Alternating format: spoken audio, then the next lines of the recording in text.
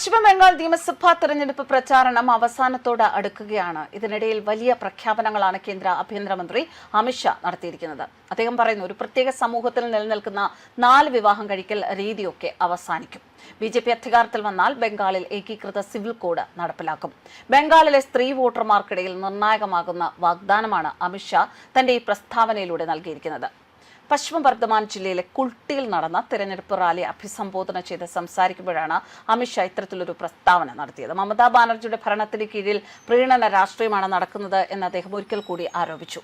BJP അധികാരത്തിൽ വന്നാൽ ബംഗാളിൽ ഏകീകൃത സിവിൽ കോഡ് കൊണ്ടുവരും. അതോടെ ഒരു സമുദായത്തിലെയും വ്യക്തിക്ക് 4 വിവാഹം കഴിക്കാൻ സാധിക്കില്ല. എല്ലാവർക്കും തുല്യ നിയമമായിരിക്കും ഉണ്ടാവുക.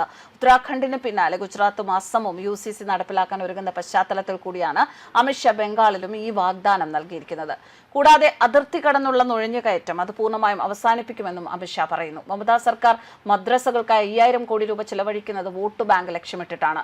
സംസ്ഥാനത്തെ മാഫിയ സിൻഡിക്കേറ്റ് ഭരണത്തിന് അന്ത്യം കുറിക്കാൻ സമയമായെന്നും അദ്ദേഹം ബംഗാളിലെ ജനതയോട് വ്യക്തമാക്കി.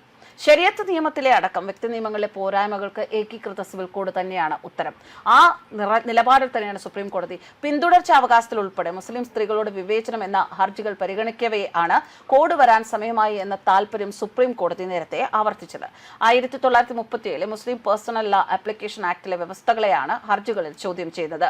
മുസ്ലിം പിന്തുടർച്ചാവകാശ വിഷയത്തിൽ മറ്റൊരു നിയമം നിലവിലില്ലാത്ത സാഹചര്യത്തിൽ നിലവിലെ നിയമം റദ്ദാക്കിയാൽ ശൂന്യത ഉണ്ടാകുമെന്ന് കോടതി നിരീക്ഷിച്ചു. അതിനാൽ ഇത്തരം കാര്യങ്ങൾ നിയമനിർമ്മാണ സഭയുടെ വിവേകത്തിന് വിടുന്നതാണ് ഉചിതം. അങ്ങനെ ഏകീകൃത സിവിൽ കോഡ് നടപ്പാക്കാൻ ആവശ്യമായ നിയമം കൊണ്ടുവരാനാകും. ഒരാൾക്ക് ഒരു ഭാര്യ എന്നത് എല്ലാ സമുദായത്തിനും ഒരുപോലെ ബാധകമല്ല. ബഹുഭാര്യാത്വ ബന്ധങ്ങളെ അസാധുവായി പ്രഖ്യാപിക്കാനുമാകും. എന്തായാലും ഇതുപോലെ ഈ ഏകീകൃത സിവിൽ കോഡ് വരുന്നതിനെ സുപ്രീം കോടതിയും അനുകൂലിക്കുന്നുണ്ട്. അതുകൊണ്ട് തന്നെ BJP ജയിക്കുകയാണ് എങ്കിൽ ഏകീകൃത സിവിൽ കോഡ് എന്നത് വളരെ പെട്ടെന്ന് നടപ്പിലാക്കും എന്ന് തന്നെയാണ് സർക്കാർ ഇപ്പോഴും പറയുന്നത്. 1985 ഷഹബാനു കേസിലാണ് ഏകീകൃത സിവിൽ കോഡ് രാഷ്ട്രീയ വിഷയമാകുന്നത്. കോഡ് നടപ്പാക്കണമെന്ന് സുപ്രീം കോടതി ശുപാർശ ചെയ്തു. അന്നത്തെ രാജീവ് ഗാന്ധി സർക്കാർ പിന്നീട് പിന്തിരിയുകയായിരുന്നു. 2019 നവംബറിലും 2020 മാർച്ചിലും പ്രത്യേക ബിൽ കൊണ്ടുവരാൻ മോദി സർക്കാർ ആലോചിച്ചു എങ്കിലും ഘടകകക്ഷികളുടെയും പ്രതിപക്ഷത്തിന്റെയും എതിർപ്പ് ഉയർന്നു.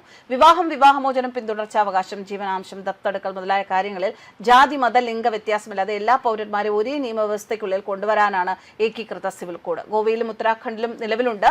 പോർച്ചുഗീസ് സിവിൽ കോഡിൽ നിന്നാണ് ഗോവ സിവിൽ കോഡിന്റെ പിറവി. News desk കർമ്മൻസ്.